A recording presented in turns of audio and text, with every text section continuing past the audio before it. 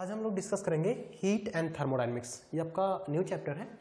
तो इसमें बेसिकली हमारा जो डिस्कशन होगा वो हीट क्या होता है या फिर एनर्जी, या एनर्जी के कितने फॉर्म होते हैं कि कितने तरह से एनर्जी का इंटरेक्शन हो सकता है, इस बात को देखेंगे। हीट होता क्या है और थर्मोडायनेमिक्स के कुछ प्रोसेसेस लाइक कौन कौन से थर्मोडायनेमिक प्रोसेसेस होते हैं, इनका हम लोग डिस्कशन करेंगे। ठीक है, तो पहला हमारा अटेम्प्ट होगा कि हमारा हीट क्या होता है, या फिर एनर्जी और हीट में क्या अंतर है, या फिर टेम्परेचर क्या होगा, उसमें क्या डिफरेंस होंगे। ठीक है, तो हमारे पास पहला है हीट। हीट क्या होता है, उससे पहले हम लोग देखते हैं कि एनर्जी क्या होती है। ठीक है, क्योंकि हमने क्या लिखा है कि हीट ट्रांसफर और सिंपली हीट क्या है, इज अ थर्मल एनर्जी। पहली बात तो क्या लिखा हुआ है, थर्मल एनर्जी यहां पे लिखा हुआ है। ये देखिए यहां पे क्या लिखा हुआ है, थर्मल एनर्जी लिखा हुआ है। इसका मतलब यहां पर एक टर्म आ रहा है energy. Here thermal it is somehow which is related to temperature, है ना, कुछ ना कुछ ये टेम्परेचर से रिलेशन कह रहा है। अब बात यह आता है कि ये एनर्जी का मीनिंग क्या है, इस एनर्जी का मीनिंग क्या है और ये एनर्जी कितने तरह का होता है, इस बात को अभी देखते हैं। ठीक है, तो हमें क्या पता चला, हीट ट्रांसफर क्या है। पहली बात तो हीट जो है वो एक थर्मल एनर्जी है। फर्स्ट थिंग कि हीट क्या है, थर्मल एनर्जी है। इन ट्रांजिट, जब ये बाहर निकल रही हो या बाहर से सिस्टम में आ रही हो, यानी कि सिस्टम से सराउंडिंग में जा रही हो या सराउंडिंग से सिस्टम में आ रही हो, इंटरेक्शन होना चाहिए। ठीक है, due to a spatial temperature difference. Spatial का क्या मीनिंग हुआ, स्पेशियल का मीनिंग ये हुआ स्पेस का मीनिंग ये हुआ कि सपोज करो आपके पास एक ये बॉडी है, तो स्पेशियल टेम्परेचर, देखो टेम्परेचर डिफरेंस का मीनिंग तो आपको समझ में आ रहा होगा, टेम्परेचर डिफरेंस का मीनिंग क्लियर होगा। टेम्परेचर डिफरेंस का मीनिंग क्या होना चाहिए कि अगर एक बॉडी 20 डिग्री सेल्सियस पे है तो दूसरी बॉडी हमारा 10 डिग्री सेल्सियस पे, मतलब कि कुछ टेम्परेचर डिफरेंस होने चाहिए। ओके, सपोज हमारे पास एक कोई बॉडी है, सपोज बॉडी ए है और यहां पर बाहर एक रूम है। ठीक है, रूम है, तो पहली बात तो टेम्परेचर डिफरेंस का मीनिंग ये हुआ कि रूम का टेम्परेचर सपोज करो 10 डिग्री सेल्सियस है तो बाहर का टेम्परेचर 20 डिग्री सेल्सियस है।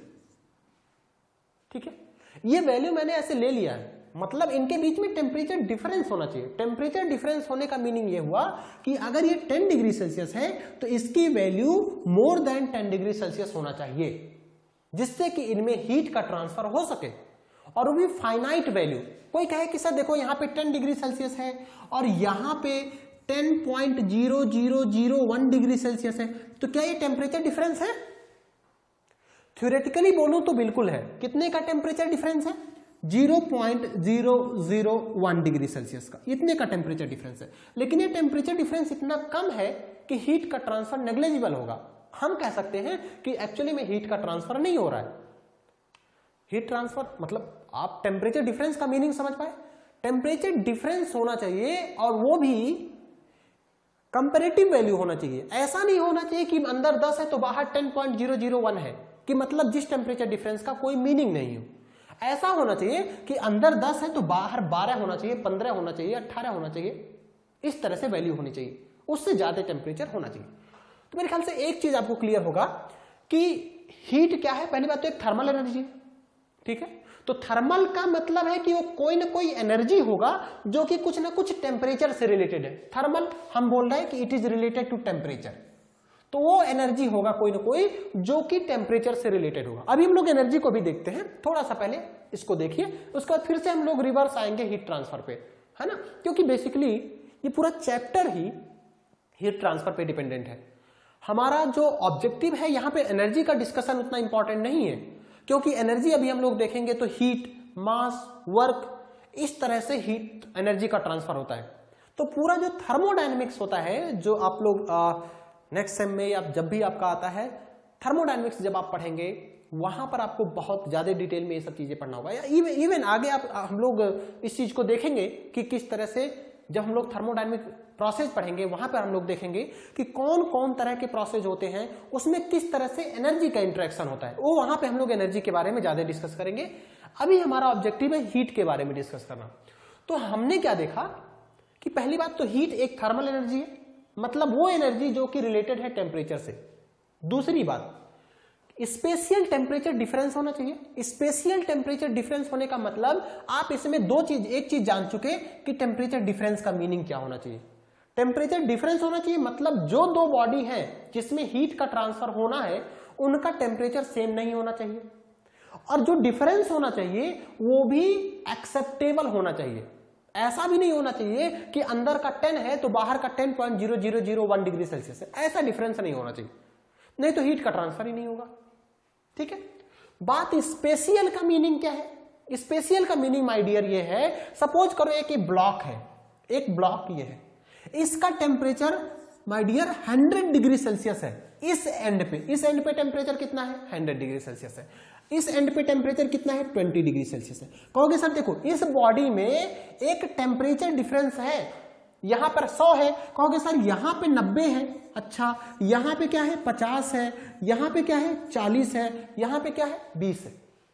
देखो 100, 90, 50, 40, 20। कहोगे सर देखो एक बात यह है कि टेम्परेचर डिफरेंस है, फाइन, टेम्परेचर डिफरेंस है स्पेस के करस्पॉन्डिंग। स्पेस का मतलब यहां पर पोजीशन से है, समझ पा रहे हो। अगर मैं माय डियर एक्स मान लूं और ये टेम्परेचर डिफरेंस ये टी है, तो एक्स जैसे जैसे बढ़ेगा टेम्परेचर में चेंज आएगा। वो चेंज बढ़ भी सकता है, घट भी सकता है, वो मुझे कोई मतलब नहीं है, क्योंकि अभी मैंने हीट के ट्रांसफर के डायरेक्शन को नहीं बताया है। अभी बस ये मतलब समझो इस वर्ड का मीनिंग, स्पेशियल मीनिंग। स्पेशियल का मीनिंग यहां पर इससे है कि जैसे जैसे एक्स की वैल्यू बढ़ रही है उस हिसाब से टेम्परेचर चेंज होना चाहिए। मतलब यहां पर 100 है तो यहां पे 90 होना चाहिए। ऐसा नहीं होना चाहिए कि यहां पे 100 हो गया, अरे 100 हो गया तो टेम्परेचर का डिफरेंस ही नहीं हुआ, और जब टेम्परेचर का डिफरेंस नहीं हुआ तो हीट का कॉन्सेप्ट नहीं आ सकता। आगे बढ़ोगे तो 50 हुआ, अगर कहोगे सर यहां पे भी 100 है तो फिर कहां से टेम्परेचर डिफरेंस।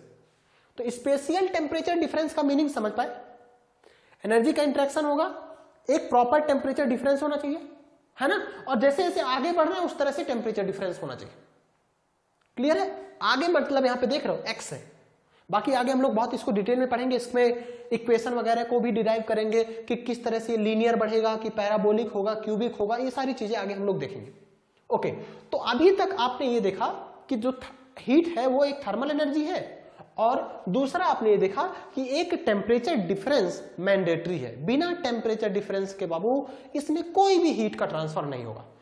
अब उससे पहले हम देखते हैं कि ये एनर्जी क्या होती है, एनर्जी कितने तरह की हो सकती है, पहले इस बात को देखते हैं। ठीक है, उसके बाद फिर से हम लोग हीट को देखते हैं। चलिए यहां देखिए, सपोज करिए मैं बोल दूं एनर्जी, तो एनर्जी के कितने तरीके हैं, एनर्जी के कितने तरीके हैं। कहोगे सर एनर्जी के ट्रांसफर के 3 तरीके हैं, 3 तरीके हैं। कौन कौन से 3 तरीके हैं? 3 तरीके माय डियर, ये देखिए, ये आपका हो गया वर्क ट्रांसफर, ये आपका क्या हो गया, वर्क ट्रांसफर, ठीक, और हीट ट्रांसफर, और कौन सा एनर्जी का इंटरेक्शन हो सकता है, मास का ट्रांसफर, समझ पाए। मास के ट्रांसफर का तो कोई मतलब ही नहीं, आप समझ पा रहे होंगे कि मास के ट्रांसफर को ज्यादा डिफाइन करने की जरूरत नहीं। जैसे सपोज करो आपने एक गिलास पानी पिया, तो जितनी उस पानी में एनर्जी होगी वो आपको मिल गई, तो एक्चुअल में एनर्जी का ट्रांसफर हुआ। क्यों ट्रांसफर हुआ, मास लेके गया, और मास जब भी जाएगा एनर्जी को लेके जाएगा। ऐसा हो ही नहीं सकता कि अगर कहीं मास का ट्रांसफर हो रहा हो तो एनर्जी का ट्रांसफर ना हो। मतलब मास के ट्रांसफर का मतलब समझ पा रहे, सपोज मैंने कोई भी एक बिस्किट खाया, तो जितना उसके पास जितनी भी एनर्जी होगी वो हमें मिल जाएगी, बट वो हीट नहीं है, वो क्या है, एनर्जी है। तो एनर्जी का ट्रांसफर माय डियर इन तीनों में से कोई भी तरीके से हो सकता है। वर्क के ट्रांसफर से हो सकता है, हीट के ट्रांसफर से हो सकता है, मास के ट्रांसफर से हो सकता है। अब हमें जो डिस्कस करना है, जो हमारे लिए सबसे इंपॉर्टेंट है, वो हीट का ट्रांसफर बहुत ज्यादा इंपॉर्टेंट है। ठीक है, ओके। थर्मोडायनेमिक्स में हमें 2 चीजें देखना पड़ता है, स्पेशली हम लोग क्लोज सिस्टम में वर्क और हीट दोनों का देखते हैं। लेकिन अभी ये सब चीजें आपको बहुत जरूरी नहीं कि क्लोज सिस्टम क्या होता है, ओपन सिस्टम क्या होता है, ये सब चीजें अभी आपको जरूरी नहीं, आप बस अभी एनर्जी पर ध्यान दें। तो वर्क ट्रांसफर, ठीक है, आगे हम लोग अभी देख लेते हैं। चलो ठीक है, थोड़ा सा मैं वर्क ट्रांसफर के बारे में बता देता हूं, ठीक है, वर्क ट्रांसफर के बारे में बता देता हूं। वर्क ट्रांसफर के बारे में सपोज करो, बस बहुत ज्यादा ठीक है, जैसे सपोज करो आपके पास बाइक है, बाइक का जो पावर आउटपुट होता है रियर व्हील को जाता है, वो किसके फॉर्म में है? क्या वो हीट के फॉर्म में है? नहीं, वर्क के फॉर्म में है। वो बेसिकली क्या होता है? वर्क के फॉर्म में होता है। जैसे देखो, सपोज करो एक पिस्टन सिलेंडर अरेंजमेंट है, एक पिस्टन सिलेंडर अरेंजमेंट है बच्चा, और यहां पे वाल्व लगे हुए हैं, ठीक है, यहां से ऐसे कनेक्टिंग रॉड आता है, कनेक्टिंग रॉड होते हुए फिर ये क्रैंक को चला जाता है ऐसे करके, ठीक है, ये हमारा क्या है? कनेक्टिंग रॉड, ये हमारा क्रैंक है। अभी आप इनके मीनिंग को समझने की जरूरत नहीं है, बस आप ये समझो कि एनर्जी अगर वर्क के फॉर्म में कह रहा हूं तो उसका मीनिंग क्या हुआ। देखिए, यहां पर जब कंबस्शन होता है तो इधर से फोर्स डेवलप करेगा, ये फोर्स इसको जाएगा, ऐसे करके यहां पे आएगा, और इस फोर्स के नाते ये वाला इस तरफ घूमेगा, इसके इस तरफ घूमने से इसको हम लोग कपल करेंगे व्हील से, और व्हील से कपल होने के बाद जो हमारा पहिया होगा, पहिया घूमेगा, ये हमारा घूमेगा, पहिया घूमेगा। तो हमें एक एनर्जी मिली कि नहीं मिली? इसको हम, इस जो पहिए से एनर्जी मिल रहा है, इसको हम कहीं भी यूटिलाइज कर सकते हैं, इसको हम लोग कहीं भी यूटिलाइज कर सकते हैं ना। तो ये हमारा कैसा फॉर्म हुआ? मैकेनिकल के फॉर्म में एनर्जी मिल रही है। यहां पर क्या है भाई? ये फोर्स लग रहा है, अरे यहां देखो, यहां पे फोर्स F लग रहा है, इसके बीच का परपेंडिकुलर डिस्टेंस R है, तो इस पे टॉर्क क्या होगा? Force into perpendicular distance R, यही तो टॉर्क होगा। तो ये मैकेनिकल की बात कर रहा है, मैकेनिकल एनर्जी की बात कर रहा है, फोर्सेज लग रहा है। तो ये हमारा कैसा है? मैकेनिकल फॉर्म का एनर्जी इंटरेक्शन। ओके, चलो ठीक है, हो सकता है आपको समझ में ना आया। एक और छोटा सा सिंपल एग्जांपल लेते हैं। ये देखिए, सपोज करिए आपके पास एक पिस्टन सिलेंडर अरेंजमेंट था, ठीक है, फाइन, और यहां से बच्चा, यहां से देखिए आपने इसको गर्म करना शुरू किया, ठीक है, इसको गर्म करना शुरू किया, और यहां पे दो लोगों को आपने बैठा दिया। ये देखो, यहां पे आराम से बैठे हुए हैं, ये मजे ले रहे हैं, ठीक। अब जैसे जो इसमें रखा होगा, जो भी सामान इसमें रखा होगा, सामान इन द सेंस इसमें कुछ ना कुछ गैस रखा होगा, कोई ना कोई इसमें गैस होगा। अब जैसे जैसे आप इसको एनर्जी दोगे, जैसे जैसे एनर्जी दोगे, ये ऊपर की तरफ भागने की कोशिश करेगा, गैस मॉलिक्यूल इसको ढकेलने की कोशिश करेंगे। अब जब इसको ढकेलने की कोशिश करेंगे तो ये साहब ऊपर उठने लगेंगे, ये साहब क्या करने लगेंगे? ऊपर उठने लगेंगे। तो जब ये ऊपर उठने लगेंगे तो ये क्यों ऐसा हो रहा है? अरे भाई, इस पे एक फोर्स लग रहा होगा ना, फोर्स, तो ये फोर्स लग रहा है, यही इनको उठा रहा है। तो ये मैकेनिकल एनर्जी हुआ ना, कि ये टेम्परेचर डिफरेंस के नाते हो रहा है। नहीं नहीं, ये टेम्परेचर डिफरेंस के नाते नहीं हो रहा है। ये जो पिस्टन ऊपर उठ रहा है, जिसके नाते ये जो आदमी बैठे हुए इस पे, ये ऊपर की तरफ जा रहे हैं बच्चा, ये किसके नाते है? ये मैकेनिकल एनर्जी के नाते है, ये मैकेनिकल एनर्जी के नाते है। क्लियर है? तो ये भी एक एनर्जी का ट्रांसफर हुआ, ये भी एनर्जी का क्या हुआ? एक ट्रांसफर हुआ। क्या एनर्जी यहां से ट्रांसफर नहीं हो रही? बिल्कुल हो रही है। कहोगे सर देखो, एक बात और बताओ, अगर ठीक है ये पिस्टन ऊपर उठ रहा है, इसको आपने मैकेनिकल एनर्जी कहा, ये पिस्टन नीचे जा रहा है, ये इसको भी आपने मैकेनिकल एनर्जी कहा, यानी कि पिस्टन ऊपर नीचे जाएगा तो उसको आप मैकेनिकल एनर्जी बोलोगे। जितने भी फोर्स इन्वॉल्व है, जिसमें भी फोर्स इन्वॉल्व है किसी चीज को उठाने के लिए, वो मैकेनिकल एनर्जी होगा। ठीक है, हो सकता है अभी भी समझ में ना आया। ये देखो, और भी सिंपल एग्जांपल लेते हैं। यहां देखो बच्चा, अगर आपके पास 2 kg का एक ब्लॉक है, कितने kg का बच्चा? 2 kg का, और इसको किसी बच्चे से बोलो कि बच्चा इसको 1 मीटर ऊपर उठा लो, ऐसे रखा हुआ था, इसको उठा लो, क्या आपको इसमें एनर्जी नहीं देने लगा? आपको कुछ ना कुछ वर्क अपने तरफ से देना पड़ा ना, और आपने फोर्स लगा के इसको उठाया है, ऐसे पकड़ के इसको ऊपर उठाया है।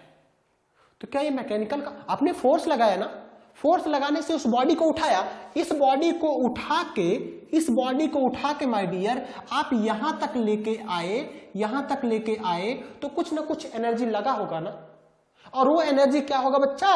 वो एनर्जी आपका मैकेनिकल एनर्जी होगा। अगर आप मुझसे पूछो कि सर कितना होगा, मैं बता सकता हूं। आपको कैलकुलेशन की जरूरत नहीं है, आप बस एनर्जी को समझने की कोशिश करिए, धीरे धीरे हम लोग आगे बढ़ेंगे। यहां पर जो एनर्जी होगा बच्चा, इसको पोटेंशियल एनर्जी बोलेंगे और ये m इंटू जी इंटू एच के बराबर होगा। इसकी वैल्यू कैलकुलेट करना चाहते हो तो कैलकुलेट कर लो, देखो यहां पे कैलकुलेट कर लो। m की वैल्यू कितना 2 किलोग्राम, तो 2। g की वैल्यू कितना 9.81, h की वैल्यू कितना 1 मीटर। ये कुछ आएगा, ये लगभग 19 के करीब आ सकता है, 9 पॉइंट समथिंग। मैं मान ले रहा हूं कि कैलकुलेशन के लिए मैं अगर इसे 10 मान लेता हूं तो 2 गुणे 10 कितना हो गया 20 जूल, है ना। ठीक है, तो 20 हमारा जो भी आया, ठीक है, ये हमारा 20 की वैल्यू आ गई। ठीक है, फाइन। तो ठीक है, ये हमारा 20 की वैल्यू आ गई, चलो फाइन। तो ये हमारा मैकेनिकल एनर्जी हुआ। मैकेनिकल एनर्जी का कॉन्सेप्ट समझ में आया आपको, ठीक है। बेल्ट ड्राइव या फिर इस तरह की चीजें, ये सारी की सारी मैकेनिकल फॉर्म ऑफ एनर्जी है। इसको हम लोग और डिटेल में बाकी सारे एक्सप्रेशन इसको डिराइव करेंगे, कितना होता है क्या है, ये सब चीजें हम लोग देखेंगे। अच्छा, एक चीज ये क्लियर हो गया, बहुत बढ़िया। मास का ट्रांसफर बोलूं तो सिंपली ये देखो, कोई भी आप मास का ट्रांसफर तो बहुत सिंपल है यार, कुछ भी चीज हो। सपोज करो एक नोजल है, ये क्या है, एक नोजल है बच्चा, इसमें पानी आया, यहां से पानी निकल गया, एनर्जी लेके आया होगा भाई। पानी आ रहा है तो एनर्जी तो लेके आएगा, यहां से निकलेगा तो एनर्जी कुछ दे के जाएगा। ठीक है, तो इस पानी के आने जाने के नाते, यानी कि किसी भी मास के आने जाने के नाते जो एनर्जी का इंटरेक्शन होगा उसे हम लोग क्या बोलेंगे, मास का ट्रांसफर। मास के ट्रांसफर के नाते एनर्जी का इंटरेक्शन हो रहा है। चलो, तो दो चीज ओवरऑल आपको थोड़ा मोड़ा आइडिया हो गया होगा कि वर्क ट्रांसफर का मीनिंग क्या है, मास ट्रांसफर का। मुझे बहुत ज्यादा इसको डिटेल में नहीं पढ़ना है, इस नाते मैं इस पे बहुत ज्यादा फोकस नहीं करूंगा। हमारा जो डिटेल की बात है वो बेसिकली हीट ट्रांसफर। जितना आपको चाहिए वर्क ट्रांसफर और मास ट्रांसफर का मीनिंग वो मैंने बता दिया। अब देखिए, हीट का ट्रांसफर, पहली बात एक चीज क्लियर हो गई कि हीट जो है एनर्जी का एक फॉर्म है। हीट जो है वो एनर्जी का क्या है, एक फॉर्म है, एक तरीका है। मतलब एनर्जी अगर बोलूं ये हीट तो एनर्जी, मतलब कि वर्क ट्रांसफर भी एक एनर्जी है, मास के ट्रांसफर भी एक एनर्जी का ट्रांसफर होगा, हीट भी एक एनर्जी के ट्रांसफर का तरीका है। अगर एनर्जी को ट्रांसफर करना है तो हीट के थ्रू ट्रांसफर किया जा सकता है। क्या और भी तरीके हैं? बिल्कुल। कौन कौन से तरीके हैं? वर्क के ट्रांसफर के थ्रू एनर्जी का ट्रांसफर हो सकता है, मास के ट्रांसफर के थ्रू एनर्जी का ट्रांसफर हो सकता है। ओके, तो फिर इन तीनों में अंतर क्या है बच्चा? जो हीट का ट्रांसफर होता है, जो हीट का ट्रांसफर होता है, यहां पे देखिए, ये हीट का transfer due to temperature difference होता है। ड्यू टू टेम्परेचर डिफरेंस होता है। अभी हमने आपको बताया था स्पेशियल टेम्परेचर डिफरेंस का मीनिंग क्या है। ठीक है, यानी कि एनर्जी में अगर कोई भी एनर्जी टेम्परेचर डिफरेंस के कारण फ्लो कर रहा है, ठीक है, वो सिस्टम से बाहर जा भी सकता है, बाहर से सिस्टम में भी आ सकता है, कोई भी तरीका हो सकता है, यानी कि सिस्टम का ट्रांसफर हो सकता है। ट्रांसफर का मीनिंग ये नहीं होता है कि वो हमेशा सिस्टम से बाहर जाए, वो सराउंडिंग से सिस्टम में आ सकता है या सिस्टम से सराउंडिंग में जा सकता है। इस तरह की चीजें हो सकती हैं, यानी कि हीट अंदर आ सकता है, हीट बाहर जा भी सकता है। दोनों का वर्ड होगा एनर्जी का इंटरेक्शन, एनर्जी का interaction in the form of heat. ठीक है, तो एक चीज क्लियर ये हुआ कि हीट जो है वो एनर्जी का एक फॉर्म है जिसमें कोई भी एनर्जी का ट्रांसफर होगा। कंडीशन क्या है? तो जो इंपॉर्टेंट सबसे कंडीशन ये है कि टेम्परेचर डिफरेंस होना चाहिए, टेम्परेचर डिफरेंस होना चाहिए, जो अभी आपको मैं ऑलरेडी बता चुका हूं। अब बात आती है कि सर ठीक है, ये हीट ट्रांसफर होगा, हम बोलेंगे कि एनर्जी का ट्रांसफर जो कि टेम्परेचर डिफरेंस के कारण हो रहा है उसको हम हीट कहते हैं। उसे हम क्या बोलेंगे? हीट बोलेंगे। यानी कि energy interaction due to spatial temperature difference, spatial temperature gradient, या energy interaction due to temperature difference is known as heat, is known as heat. अच्छा, अब बात आती है कि सर हीट तो ठीक है, लेकिन अब ये भी ट्रांसफर करने का कोई ना कोई तरीका होगा। जैसे आपने ये बताया, वर्क के लिए बताया, वर्क के लिए कहा आपने कि यहां पे पिस्टन सिलेंडर लगा था। आप कहोगे सर अगर ये कनेक्टिंग रॉड नहीं होता, ये पिस्टन नहीं होता, ये नहीं होता, तो क्या ये वर्क का ट्रांसफर होता? अगर यहां पर ये जो दो लोग बैठे हुए थे ये ऊपर लिफ्ट कर गए, अगर ये पिस्टन नहीं होता, ये सिलेंडर नहीं होता तो क्या होता? नहीं होता ना। यानी कि कोई ना कोई तरीका होगा, इस हीट के भी ट्रांसफर का कोई ना कोई तरीका होगा, जो रिक्वायरमेंट होगा, बिना उसके कोई हीट का ट्रांसफर नहीं हो सकता। ठीक है, तो इसके 3 मेथड होते हैं बच्चा, इसके 3 मेथड होते हैं। कौन कौन से मेथड होते हैं हीट के ट्रांसफर के? हीट के ट्रांसफर के 3 मेथड होते हैं माय डियर। 3 मेथड कौन कौन से होते हैं बच्चा? पहला हमारा है कंडक्शन, पहला हमारा क्या है? कंडक्शन। दूसरा हमारा क्या है? कन्वेक्शन, कंडक्शन हो गया। Second is convection and third one is radiation my dear. Third one is क्या है? Radiation. Third one is radiation. ठीक है, अच्छा ये जितने भी हैं कंडक्शन, कन्वेक्शन, रेडिएशन, ये सारे के सारे हम लोग पूरे डिटेल में पढ़ेंगे। ये जो है, ठीक है, कंडक्शन हो गया, कन्वेक्शन हो गया या रेडिएशन हो गया, ये सारे के सारे हम लोग किस में पढ़ेंगे? अलग हम लोग कंडक्शन, कन्वेक्शन, रेडिएशन, ये सारा चीज हम पढ़ेंगे। अभी हमें क्या जरूरत है?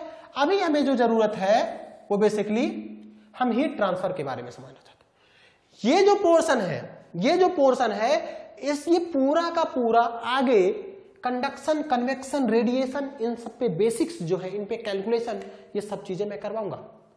आपको मैंने बेसिक क्या बता दिया?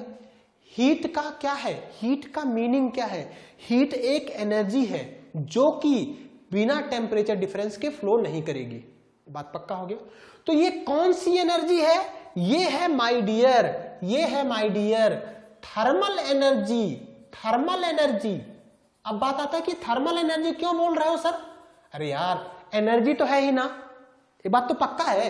अरे यार ये भी एनर्जी है, ये भी एनर्जी है, ये भी एनर्जी है, तो एनर्जी लिख लिया, इसमें कोई परेशानी थोड़ा ना होनी चाहिए। अब बात आती है कि चूंकि ये किसके नाते हो रहा है मुन्ना? ये हो रहा है टेम्परेचर डिफरेंस के नाते, इस नाते इसको हम लोग बोल देंगे थर्मल एनर्जी।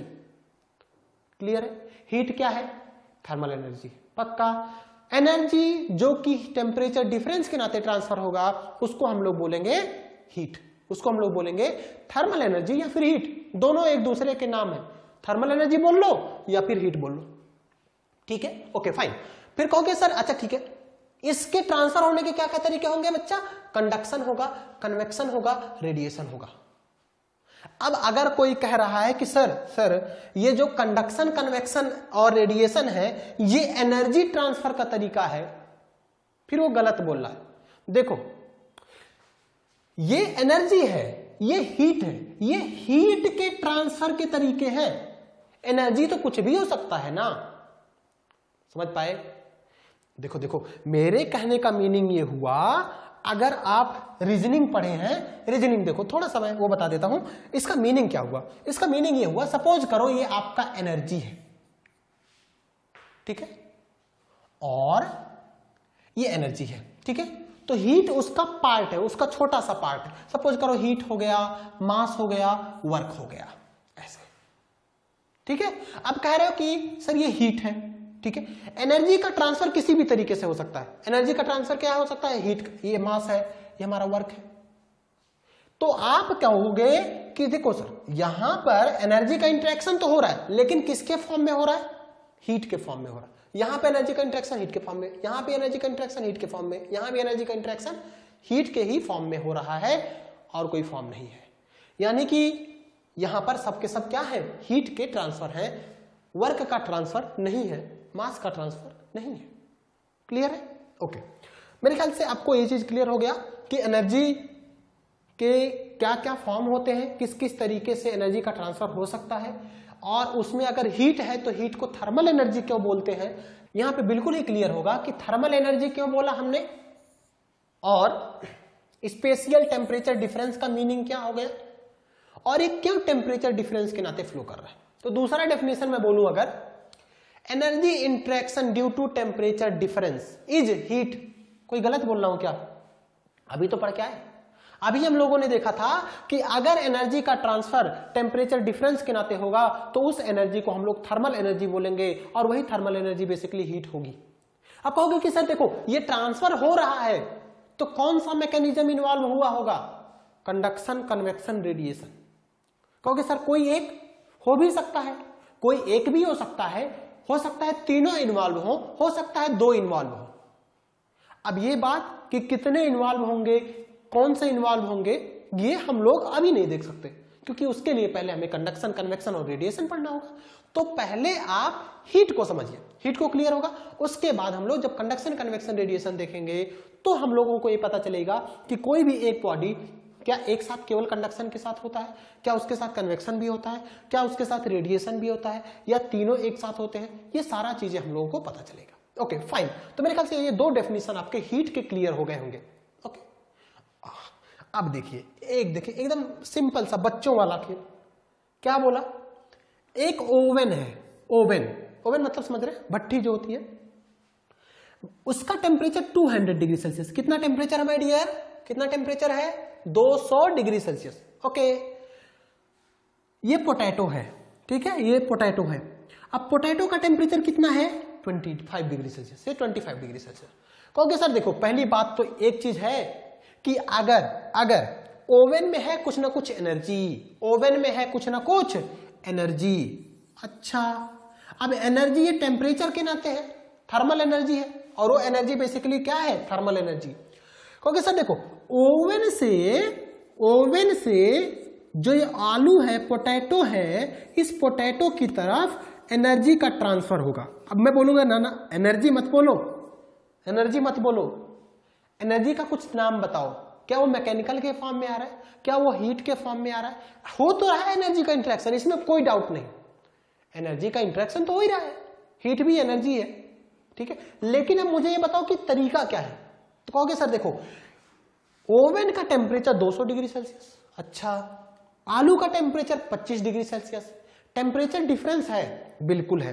अच्छा, कंसिडरेबल है कि नहीं, कंसिडरेबल का मीनिंग क्या हुआ, अरे कंसिडरेबल का मीनिंग ये हुआ बच्चा कि ये 200 है तो इसका टेम्परेचर 199.9999 ऐसा तो नहीं है, मतलब इसके बीच टेम्परेचर डिफरेंस बहुत है, कम है, नेग्लिजिबल है, ऐसा तो नहीं है। कंसिडरेबल टेम्परेचर डिफरेंस है कि नहीं, कहोगे बिल्कुल सर, कंसिडरेबल क्या, इसमें तो बहुत ज्यादा है। देखो 200 डिग्री सेल्सियस था ओवन का टेम्परेचर, और जो आलू है, पोटैटो है, इनका टेम्परेचर है बच्चा 25 डिग्री सेल्सियस। बहुत ज्यादा है डिफरेंस सर, बहुत ज्यादा है। कितना है, 175 डिग्री सेल्सियस का टेम्परेचर डिफरेंस है। ओके, 175 डिग्री सेल्सियस का टेम्परेचर डिफरेंस है, ठीक है। तो 175 है तो मतलब कोई दिक्कत नहीं है। Okay, here this is 175 degree Celsius, मतलब हीट का ट्रांसफर होगा। तो एनर्जी का ट्रांसफर हुआ, अरे भाई इस ओवन से इस पोटैटो में एनर्जी क्यों गया, कहोगे सर कारण केवल एक था, और वो क्या था कारण, टेम्परेचर डिफरेंस। तो ये थर्मल एनर्जी हुआ, और ये थर्मल एनर्जी बेसिकली क्या है, हीट है। तो ये बताओ, इस ओवन से इस पोटैटो की तरफ एनर्जी गई, बिल्कुल गई, किसके फॉर्म में गई, हीट के फॉर्म में गई। क्लियर है, पक्का। अच्छा, मेरे ख्याल से दोनों डेफिनेशन आपको बहुत अच्छे से क्लियर हो गए। अब बात आती है कि सर क्या होता अगर दोनों का टेम्परेचर सेम होता, अगर दोनों का टेम्परेचर माय डियर सेम होता, क्या होता था, क्या हीट का ट्रांसफर होता, क्या हीट का ट्रांसफर होता, बिल्कुल नहीं होता। अगर यहां पे 200 है, इसका भी 200 होता, तो क्या इस ओवन से पोटैटो की तरफ हीट का ट्रांसफर होता, बिल्कुल नहीं। तो एक इंपॉर्टेंट पॉइंट और ऐड कर लो, क्या कि बच्चा हीट का फ्लो तभी होगा जब टेम्परेचर डिफरेंस होगा। अगर टेम्परेचर डिफरेंस नहीं है, 100% ट्रू, मतलब इसमें कुछ सोचना ही नहीं, अगर टेम्परेचर डिफरेंस नहीं है तो एनर्जी का ट्रांसफर किसी और फॉर्म में हो, वो मुझे नहीं पता। यह भी हो सकता है कि एनर्जी का, आपसे कोई पूछे, कहीं भी इंटरव्यू में पूछा जाता है कि बच्चा दो बॉडी है जिनका टेम्परेचर सेम है, तो क्या एनर्जी का ट्रांसफर हो रहा है कि नहीं, सर हो भी सकता है, डिपेंड करता है ना, क्योंकि एनर्जी का ट्रांसफर के तरीके 3, कौन, हीट, मास, वर्क। आपने कहा कि टेम्परेचर सेम है तो हीट नहीं होगा, ये मैं जानता हूं, ये पक्का है मेरा कि हीट से ट्रांसफर नहीं हो रहा होगा, ये बात तो पक्की है। लेकिन मुझे क्या पता कि बाकी और जो दो बैठे हैं, कौन कौन, वर्क वाला और मास वाला, उनके थ्रू कहीं ना कहीं एनर्जी इंटरेक्शन हो सकता है ना, तो उसके बारे में कुछ नहीं कह सकते। लेकिन हीट का ट्रांसफर नहीं होगा, ये 100% ट्रूथ है। अगर टेम्परेचर सेम रहा, अगर टेम्परेचर सेम रहा दो बॉडी का, तो उनके बीच कोई भी हीट का ट्रांसफर नहीं होगा। पक्का? ओके। तो एक थर्ड इंपॉर्टेंट पॉइंट ये हुआ, अगर टेम्परेचर डिफरेंस नहीं रहा तो there will not be any transfer of energy in the form of heat. लेकिन एनर्जी का ट्रांसफर और फॉर्म में हो सकता है, एनर्जी का ट्रांसफर और फॉर्म में हो सकता है। ओके फाइन, मेरे ख्याल से ये चीज आपको बहुत अच्छे ढंग से क्लियर होगी। ठीक है, और देखिए एक और एग्जांपल लेते हैं। जैसे सपोज करो कोल्ड ड्रिंक आप पी रहे हैं, सोडा है ना, ये देखो देखो सोडा है, 25 डिग्री सेल्सियस किसका, कैन का टेम्परेचर, जो सोडा पी रहे हो है ना, ये कुछ और मत समझ लेना कि कुछ और है। अब ये 25 डिग्री सेल्सियस है, रूम का टेम्परेचर कितना है, रूम का टेम्परेचर कितना है, 25 डिग्री सेल्सियस। ठीक है, रूम का टेम्परेचर कितना, 25 डिग्री सेल्सियस। अब बताओ इस सोडे से रूम की तरफ या रूम से इस सोडे की तरफ क्या कोई हीट का ट्रांसफर होगा? कहोगे बिल्कुल नहीं सर, आपने कहा था अगर टेम्परेचर डिफरेंस नहीं तो हीट का ट्रांसफर नहीं। पक्का? एकदम बहुत सिंपल है। रूम का टेम्परेचर 25, सोडे का टेम्परेचर 25, नो हीट ट्रांसफर। क्या लिखा है? No heat transfer. Okay now अगर रूम का टेम्परेचर 25, सोडे का टेम्परेचर 15, ठीक है, तो एक बात पक्का कि सर हीट का ट्रांसफर होगा, हीट का ट्रांसफर होगा, एकदम मुस्कुराते रहो, है ना। हीट का ट्रांसफर होना है, बिल्कुल होना है। क्यों? क्योंकि टेम्परेचर डिफरेंस। अच्छा, इतना चीज कंक्लूड अभी कर चुके हैं कि हीट का ट्रांसफर होगा तो हीट ट्रांसफर होगा, अगर टेम्परेचर का डिफरेंस होगा तो हीट का ट्रांसफर होगा। Okay fine. फिर अब बात आती है कि सर ये बताओ कि सोडे से रूम में जाएगा हीट कि हीट रूम से सोडे में आएगा? दूसरा कंफ्यूजन ये होगा। पहले कंफ्यूजन जो था कि पहली बात तो ये बताओ हीट का ट्रांसफर होगा कि नहीं, तो कौन बताएगा? Temperature difference. टेम्परेचर डिफरेंस है तो हीट का ट्रांसफर होगा पक्का। पहले वाले केस में नो हीट ट्रांसफर, दूसरे वाले केस में यस यस हीट ट्रांसफर होगा। अब बात आती है कि सर अब ये बताओ कि क्या सोडा से रूम में जाएगा या रूम से सोडा में आएगा? This is the second important question my dear. Heat का जो ट्रांसफर होगा इट विल ऑलवेज बी कहां से? From high temperature to low temperature, from high temperature to low temperature. तो हाई किसका है? कहोगे सर रूम का टेम्परेचर कितना? 25। रूम का टेम्परेचर कितना? 25। और कैन का टेम्परेचर कितना? ये कैन का टेम्परेचर कितना? कहोगे सर 15। रूम का टेम्परेचर 25, कैन का टेम्परेचर, सोडे का टेम्परेचर 15। मैंने क्या बोला? हीट टेम्परेचर डिफरेंस है तो हीट ट्रांसफर होगा, और हीट कहां से ट्रांसफर होगा? हाई टेम्परेचर से लो टेम्परेचर की तरफ। तो बताओ रूम से सोडा की तरफ आएगा कि सोडा से रूम की तरफ? कहोगे सर रूम का टेम्परेचर ज्यादा है तो ये आएगा सोडा की तरफ। क्लियर है? रूम का टेम्परेचर ज्यादा है तो ये आएगा सोडा की तरफ। ओके नाउ जब ये हीट लेगा तो इसका टेम्परेचर क्या होगा? बढ़ता जाएगा। इसका टेम्परेचर क्या होगा? बढ़ता जाएगा। एक कोल्ड ड्रिंक लाके रूम में छोड़ दो, आधे घंटे बाद आना, वो ठंडा होकर खत्म हो जाएगा, ठंडा हो जाएगा, है ना। खत्म नहीं होगा लेकिन ठंडा हो जाएगा, एनर्जी का ट्रांसफर हो गया, है ना। तो इसका अब दुख बहुत इंपॉर्टेंट चीजें निकल के आ रही है। क्या इंपॉर्टेंट चीज निकल के आ गई? पहली बात तो हीट का ट्रांसफर तभी होगा जब टेम्परेचर डिफरेंस होगा। दूसरा इंपॉर्टेंट चीज निकल के आया कि भैया हीट का ट्रांसफर किस डायरेक्शन में होगा? In the direction of decreasing temperature, high temperature से लो टेम्परेचर की तरफ। दो इंपॉर्टेंट चीज। और तीसरा इंपॉर्टेंट चीज मैं बता रहा हूं बच्चा, अगर ये 15 था, हीट का आया तो 16 हुआ, फिर और हीट आएगा 17 होगा, और हीट आएगा 20 होगा कि नहीं। तो जो कोई बॉडी अगर वो फाइनाइट बॉडी है, अगर उसके अंदर एनर्जी आती गई, हीट ट्रांसफर होता रहा तो उसका टेम्परेचर खुद बढ़ता जाएगा। उसका टेम्परेचर क्या होता जाएगा?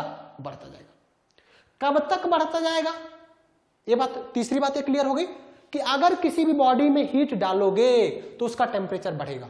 क्या हमेशा बढ़ता है? नहीं, ऐसा कोई जरूरी नहीं है। उसके लिए अभी आपको थोड़ा सा और पेशेंस रखना होगा, हम लोग आगे देखेंगे। जैसे फॉर एग्जाम्पल ओशन में, समुद्र में ले जाके आप एक कोई भी 1 kg का सपोज करो कोई ब्लॉक है जिसको आप पूरा गर्म करेंगे, रेड हॉट है, उसको ले जाके समुद्र में डाल दो, टेम्परेचर बढ़ जाएगा क्या? नहीं बढ़ेगा, ऑब्वियस सी बात है नहीं बढ़ेगा। या आप बाहर एटमॉस्फेयर में कोई भी चीज छोड़ दो गर्म चीज, तो क्या रूम का टेम्परेचर बढ़ जाता है क्या? मतलब एटमॉस्फेयर का टेम्परेचर बढ़ जाता है क्या? नहीं, कोई चेंज नहीं होता।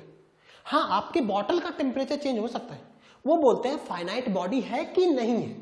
इसके लिए अभी आपको ज्यादा सोचने की जरूरत नहीं है, जैसा जैसा आगे जरूरत होगी वैसा मैं आपको बताऊंगा कि फाइनाइट बॉडी का मतलब क्या होता है। इनफाइनाइट यानी कि अगर कोई फाइनाइट बॉडी है तो क्या, अच्छा फाइनाइट बॉडी का मीनिंग थोड़ा सा देख लो, अच्छा कोई बात नहीं, थोड़ा सा देख लेते। फाइनाइट बॉडी का मतलब ये होता है माय डियर, हीट कैपेसिटी एक टर्म आता है। कौन सा टर्म आता है? Heat capacity. हीट कैपेसिटी क्या होता है? हीट कैपेसिटी सर m/c होता है। और कोई भी वैल्यू अगर फाइनाइट यानी कि कोई भी बॉडी फाइनाइट है तो मतलब उसका मास फाइनाइट होना चाहिए। फाइनाइट का मतलब ना जो डिफाइंड हो, 1 kg, 2 kg, 4 kg, 10 kg, 50 kg। और सी क्या है? सी है सर स्पेसिफिक हीट है बच्चा। सी है क्या? स्पेसिफिक हीट, वो भी फाइनाइट होना चाहिए। अब कहोगे सर समुद्र में मैंने डाला तो उसका टेम्परेचर क्यों नहीं बढ़ा? आप मुझे ये बताओ। तो बच्चा समुद्र में जो पानी है ना उसका मास कितना है बता दो मुझे। कहोगे सर इनफाइनाइट मास है, वो तो बहुत ज्यादा है। तो जब इनफाइनाइट मास है, ये फाइनाइट थोड़ा ना है।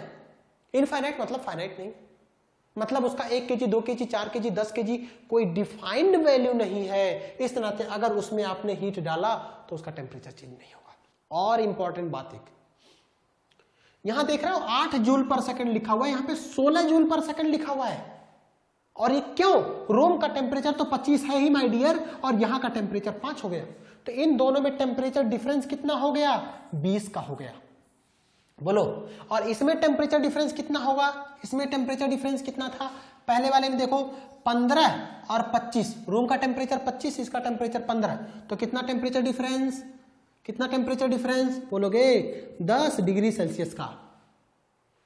और यहां पे टेम्परेचर डिफरेंस कितना? 20 डिग्री सेल्सियस का। तो हीट के बारे में एक और इंपॉर्टेंट रिजल्ट निकल के ये आया कि ज्यादा टेम्परेचर डिफरेंस होगा तो हीट का ट्रांसफर ज्यादा तेजी से होगा। देखो यहां पे टेम्परेचर डिफरेंस 20 का है तो 16 जूल 1 सेकंड में जा रहा है, और यहां पे टेम्परेचर डिफरेंस कम है तो 1 सेकंड में केवल 8 ही जूल जा रहा है। पक्का? अब एक बार फिर से कंक्लूड करते हैं क्या? अगर टेम्परेचर डिफरेंस, हीट का ट्रांसफर, पहला स्टेटमेंट। दूसरा स्टेटमेंट, हीट किस डायरेक्शन में फ्लो करेगा? हाई टेम्परेचर से लो टेम्परेचर। ओके। तीसरा स्टेटमेंट, अगर हीट किसी भी बॉडी में जाता है और उसका मास फाइनाइट है, मतलब उसका 1 kg, 2 kg कुछ ना कुछ वैल्यू है, स्पेसिफिक हीट फाइनाइट है, तो उसमें टेम्परेचर का चेंजेस आएगा। अगर हीट ऐड करोगे तो टेम्परेचर बढ़ेगा, हीट बाहर निकालोगे तो टेम्परेचर घटेगा। तीसरा स्टेटमेंट ये हो गया। ओके। चौथा स्टेटमेंट, अगर टेम्परेचर डिफरेंस ज्यादा रहा, अगर टेम्परेचर डिफरेंस ज्यादा रहा तो हीट ट्रांसफर तेजी से होगा। अगर टेम्परेचर डिफरेंस ज्यादा रहा तो हीट ट्रांसफर तेजी से होगा। अगर टेम्परेचर डिफरेंस कम रहा तो हीट ट्रांसफर धीरे धीरे होगा। ये क्या है? ये देखिए, मैंने क्या बोला था? क्या आपको बोला था कि नहीं? हाई टेम्परेचर से लो टेम्परेचर, हाई टेम्परेचर से लो टेम्परेचर। देखो इसका, देखो ये थर्मामीटर है, देखो ये रेड कलर का इतना, ये ज्यादा ऊंचाई दिखा रहा है, इधर कम ऊंचाई दिखा रहा है। यहाँ पे देखो वैल्यू कितना आ रहा है, यहाँ पे वैल्यू अगर मैं बोलूँ तो 40 के करीब लिखा हुआ है, और यहाँ पे वैल्यू लगभग 10 के करीब है, 10 डिग्री सेल्सियस। ये वैल्यू लगभग कितना दिखा रहा है? ये वैल्यू दिखा रहा है 10 डिग्री सेल्सियस। ये वाले बच्चा, ये वाला सर कितना है? ये वाला है मुन्ना 40 डिग्री सेल्सियस। ओके, तो टेम्परेचर डिफरेंस हुआ कि नहीं? टेम्परेचर डिफरेंस हुआ कि नहीं? बोलो बोलो। बिल्कुल है, 40, 10। हीट ट्रांसफर होगा कि नहीं? बिल्कुल होगा। अब कोई कहता है कि सर ये बताओ आप इधर कहाँ जा रहे हो? इधर जाऊं, इधर जाऊं? अरे नहीं जा सकता रे बच्चा, नहीं जा सकते। लो टेम्परेचर से हाई टेम्परेचर, ना ना कभी नहीं, इधर नहीं जा सकते। इधर आओ, इधर आओ। हाई टेम्परेचर से लो टेम्परेचर, हाई टेम्परेचर से लो टेम्परेचर, यही सब तो बताया था। टेम्परेचर डिफरेंस होना चाहिए, हाई टेम्परेचर से लो टेम्परेचर की तरफ जाएगा। और एक बात और अगर आप इस चीज को जज कर पा रहे हो तो इस एंड से इस एंड की तरफ हीट का ट्रांसफर होगा। और एक इंपॉर्टेंट बात, अगर ये 40 डिग्री सेल्सियस है, धीरे धीरे अगर इसमें एक्यूमुलेट हो रहा है हीट तो इसका टेम्परेचर बढ़ता जाएगा। अगर बाहर हीट रिजेक्ट हो जा रहा है तो टेम्परेचर चेंज नहीं होगा। ठीक है, ओके। एक बात और अगर आप ध्यान से समझ पा रहे हो तो देखो, इन दोनों में अंतर ये है, ये साहब बहुत तेजी से कूद रहे हैं, ये साहब बहुत धीरे धीरे कूद रहे हैं। क्यों? क्योंकि इनका टेम्परेचर ज्यादा है, इसका टेम्परेचर कम है, तो जल्दी जल्दी कूद रहे हैं। ये बोलेंगे रैंडमनेस। क्या बोलेंगे मुन्ना? रैंडमनेस। ठीक है, ये एकदम फटाफट कूद रहे हैं, जू, यानी कि मॉलिक्यूल इस तरह से वाइब्रेट हो रहा है। ठीक है, और ये धीरे धीरे वाइब्रेट हो रहा है। तो एक इंपॉर्टेंट चीज और निकल के आया। क्या निकल के आया? अगर टेम्परेचर ज्यादा तो मॉलिक्यूल बहुत तेजी से वाइब्रेट करेगा, बहुत जल्दी जल्दी वाइब्रेट करेगा। इसका टेम्परेचर ज्यादा तो ये जल्दी जल्दी वाइब्रेट करेगा, इसका टेम्परेचर कम तो ये धीरे धीरे वाइब्रेट करेगा। कुछ प्रैक्टिकल एग्जांपल्स की बात करते हैं। सपोज करिए आपके पास एक रॉड है, सपोज करिए एक पास रॉड है। अब देखो, कहोगे सर स्पेशियल टेम्परेचर डिफरेंस बताओ। एक वर्ड आपने बोला था स्पेशियल टेम्परेचर डिफरेंस। अरे बोला था कि ना? यहां देखो, ये देखो, ये देखिए, यहां देखो, स्पेशल टेम्परेचर डिफरेंस बोला था ना। यहां पे देखो स्पेशल टेम्परेचर डिफरेंस है कि नहीं? यहां पे देखो, यहां देखिए स्पेशल टेम्परेचर डिफरेंस है कि नहीं। मान लिया, एज्यूम किया कि यहां का टेम्परेचर कितना है बच्चा? 100 डिग्री सेल्सियस। यहां का बच्चा कितना है? 20 डिग्री सेल्सियस। तो कहोगे सर देखो, यहां पे 100 है तो बीच में कहीं 90 होगा, कहीं 80 होगा, 60 होगा, 70 होगा, 40 होगा, फिर 20 आया होगा। तो टेम्परेचर डिफरेंस चेंज हो रहा है कि नहीं हो रहा है? टेम्परेचर डिफरेंस चेंज हो रहा है। किसके रिस्पेक्ट में? स्पेस के रिस्पेक्ट में, पोजीशन के रिस्पेक्ट में। इस नाते इसे स्पेशियल टेम्परेचर ग्रेडियंट बोलेंगे। पक ओके। यहां पे देखो, यहां देखो, एक रॉड है, एक रॉड है। यहां इसको मैंने आग में डाल दिया है, फायर में डाल दिया है, बाहर हाथ से पकड़ा हुआ है। यहां का टेम्परेचर ज्यादा होगा कि नहीं होगा? यार फायर के कांटेक्ट में है तो यहां का टेम्परेचर ज्यादा और यहां का टेम्परेचर मुन्ना कम। यहां का टेम्परेचर 100 तो यहां का टेम्परेचर 20। अब मैं बार बार यही एग्जांपल ले रहा हूं तो इसका मतलब ये मत समझ लेना कि हमेशा 100 और 20 होगा।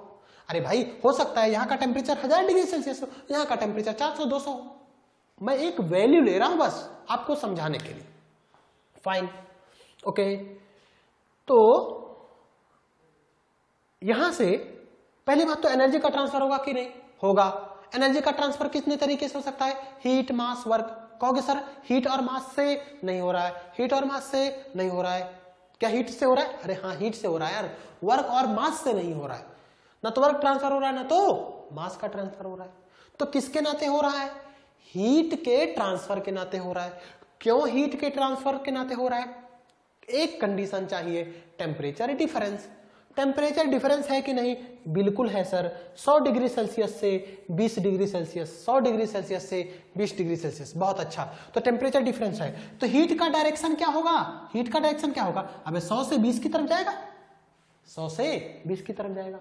बिल्कुल 100 से 20 की तरफ गया कि उल्टा आएगा? उल्टा तो आ नहीं सकता।